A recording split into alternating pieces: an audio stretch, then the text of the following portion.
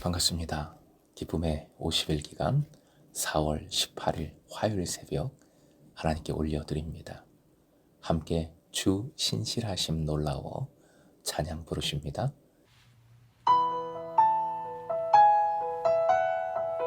주 신실하심 놀라워 죄인의 마음 흔드네 자비의 물가로 인도하시니 그 무엇도 끊지 못해 주 여기여 가소서 주 백성 자녀들 신실한 주님의 약속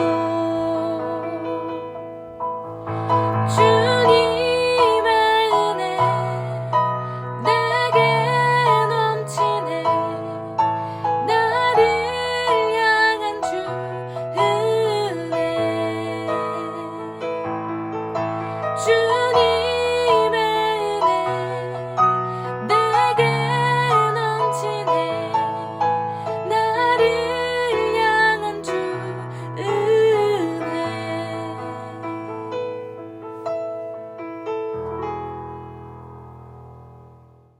오늘 말씀은 로마서 3장 5절에서 8절, 로마서 3장 5절에서 8절까지의 말씀입니다. 함께 읽겠습니다. 그러나 우리 불의가 하나님의 의를 드러나게 하면 무슨 말하리요? 내가 사람의 말하는 대로 말하노니 진노를 내리시는 하나님이 불의하시냐? 결코 그렇지 아니하리라. 만일 그러하면 하나님께서 어찌 세상을 심판하시리요? 그러나 나의 거짓말로 하나님의 참되심이 더 풍성하여 그의 영광이 되었다면 어찌 내가 죄인처럼 심판을 받으리요? 또는 그러면 선을 이루기 위하여 악을 행하자 하지 않겠느냐? 어떤 이들이 이렇게 비방하여 우리가 이런 말을 한다고 하니 그들은 정죄받는 것이 마땅하니라. 오늘의 기도 제목, 하나님께 대한 질문이 아니라 고백으로 살아가게 하소서. 하나님께 대한 질문이 아니라 고백으로 살아가게 하소서. 본문에서부터 바울 사도는 지금까지 자신의 주장 가운데 오해의 여지가 있는 부분들을 질문과 대답의 형식으로 하나씩 다룹니다. 이 질문은 단순한 질문이 아닙니다. 말씀을 오해하고 왜곡하고 공격하고자 하는 의도가 깔려 있습니다. 바울 사도에 대한 공격이기도 합니다. 바울 사도는 도전을 숨기거나 피하기보다는 전공법으로 맞서고 있습니다.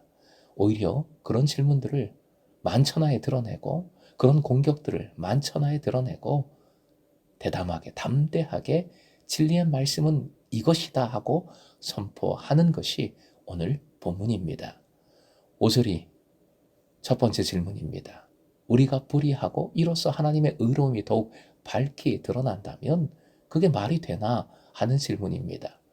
이 질문의 이면에는 마치 하나님의 의가 드러나기 위해 사람의 불의함이 미끼로 필요하지 않겠느냐라는 식의 조롱이 담겨 있습니다.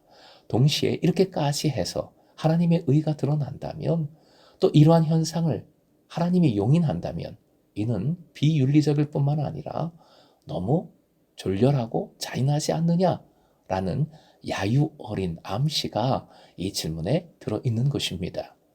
5절 끝부분 진노를 내리시는 하나님이 불의하시냐라는 것은 사람의 불의로 하나님 자신의 의가 드러남에도 불구하고 그 불의를 심판하려 하나님이 진노한다면 앞뒤가 안 맞는 행동이기에 그런 하나님은 불의한 거 아니냐라는 도발적인 질문입니다. 바울 사도는 내가 사람의 말하는 대로 말하노니 사람들이 이렇게 말한다 라고 하면서 질문을 스스로 던지고 있는 것이지요. 이런 질문들을 통하여 오히려 하나님의 진노가 하나님의 의에 따른 자연스러운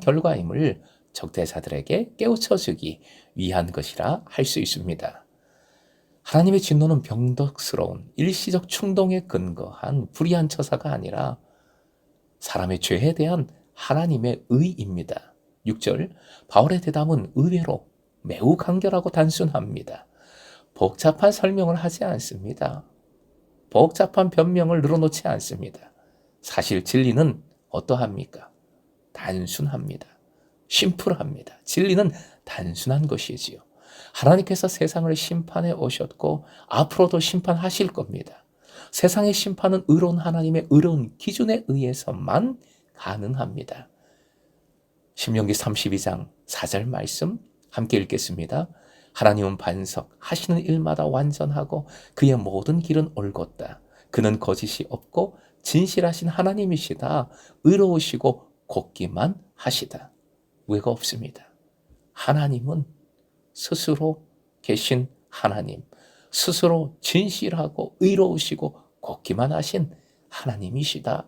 말씀은 계속 선포합니다.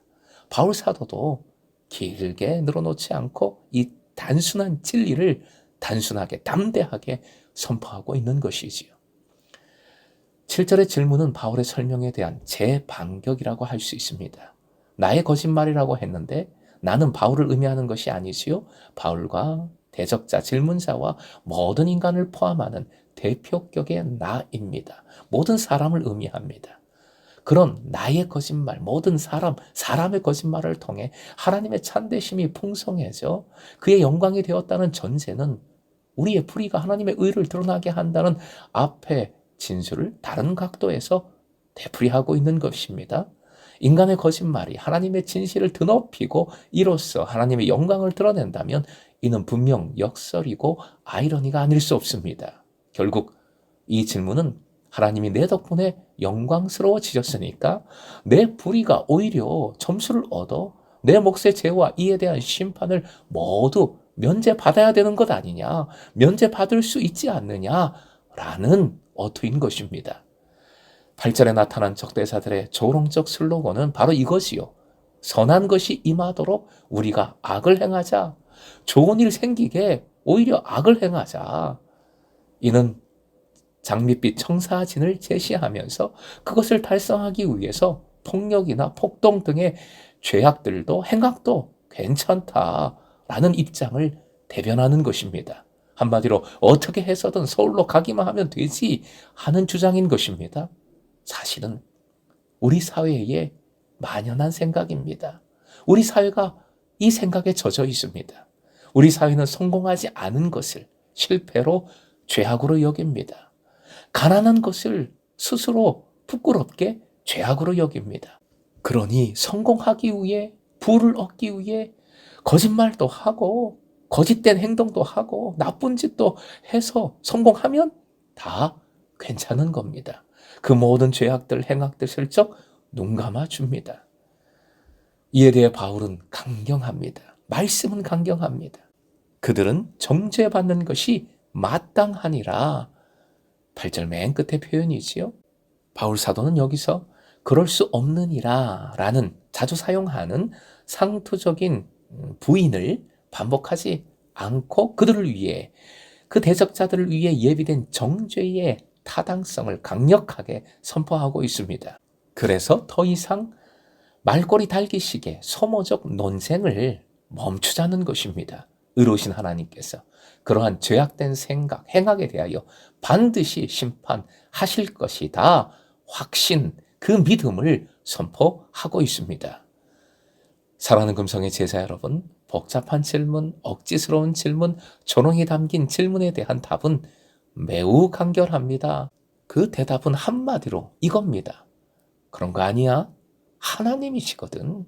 우리 하나님이시거든. 바로 이렇게 대답하고 있는 겁니다. 하나님이십니다.